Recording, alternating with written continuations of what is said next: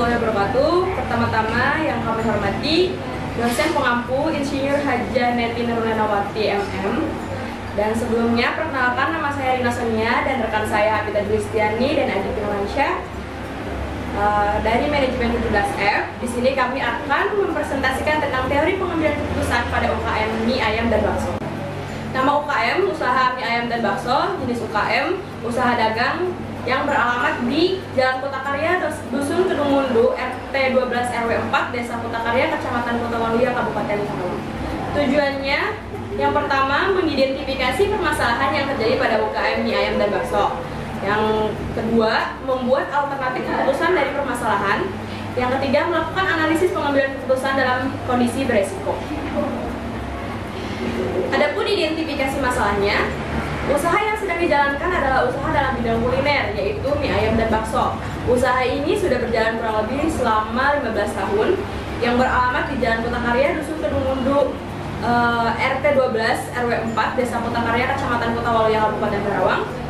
Namun, usaha ini sampai sekarang belum mempunyai nama atau brand, dan kurangnya inovasi dalam bentuk serta isi dalam bakso. Dari sistem promosi yang kurang menarik sehingga harus adanya pengembangan dalam bisnis. Dalam usaha memperluas pasar, khususnya dalam lini bakso, dihadapkan kepada berbagai bentuk persaingan yang datang dari pesaingnya. Para pesaingnya baik itu yang datang dari pesaing lama maupun pesaing baru, merupakan ancaman terhadap pertumbuhan paksa pasar. Yang selanjutnya yaitu pengumpulan dan analisis data. Yang pertama, masalah yang akan diselesaikan. Pembuatan brand dan inovasi pada isian bakso ini diharapkan bahwa konsumen akan lebih tertarik dan agar tidak bosan dengan isian bakso yang pada umumnya, sehingga dapat membawa suasana dan rasa yang baru pada rasa bakso. Yang selanjutnya yaitu tujuan. Tujuan pengambilan keputusan ini pembuatan brand atau nama pada usaha bakso ini dan penambahan inovasi pada isian bakso yang diharapkan dapat menarik konsumen. Yang selanjutnya yaitu kategori, termasuk pada keputusan yang tidak terprogram karena belum pernah dilakukan sebelumnya.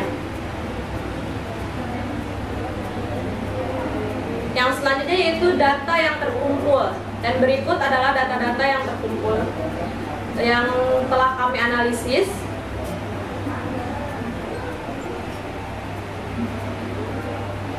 Adapun alternatif keputusan, mempelajari data yang dimiliki. Uji coba bakso, isian bakso dengan isian daging pada keadaan ramai yaitu 60 porsi, sedangkan dalam keadaan sepi bakso hanya terjual 30 porsi. Uji coba isian bakso dengan isian sambal dan daging atau yang bisa disebut bakso mercon. Pada keadaan ramai jumlah bakso yang terjual sebanyak 40 porsi, sedangkan dalam keadaan sepi bakso hanya terjual 20 porsi saja. Yang selanjutnya itu uji coba isian bakso dengan telur. Pada keadaan ramai jumlah bakso yang terjual sebanyak 45 porsi, sedangkan dalam keadaan sepi bakso hanya terjual 30 porsi. Untuk uji coba gabungan isian bakso daging, sambal plus daging atau mercon, dan bakso telur ini, pada keadaan ramai bakso terjual sebanyak 120 porsi, sedangkan pada keadaan sepi bakso hanya terjual 80 porsi. Dan untuk pembuatan brand tersebut dengan nama mie ayam bakso RMS. Yang selanjutnya itu mempelajari keterikatan antara masalah dan tujuan. Yang pertama, harus adanya brand, karena jika terus seperti ini maka akan mempengaruhi mindset konsumen karena tidak bisa mengingat nama dari usaha bakso tersebut dan kemungkinan tidak akan kembali untuk membeli. Yang selanjutnya itu inovasi isian pada bakso ini sangat berpengaruh pada daya tarik pelanggan. Jika tidak ada inovasi pada isian bakso, konsumen akan merasa bosan. Yang selanjutnya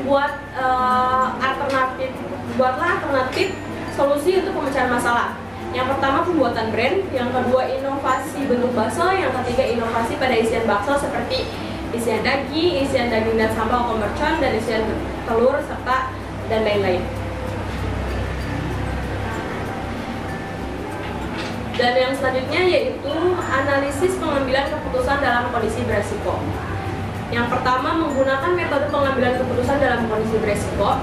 Alasannya, agar mengetahui hasil keputusan yang tidak dapat diketahui dengan pasti, walaupun diketahui nilai probabilitasnya.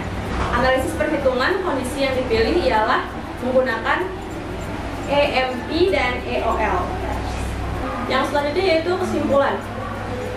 Yang pertama, identifikasi masalah secara singkat. tidak adanya brand, kurang inovasi pada isian bakso, kurangnya promosi.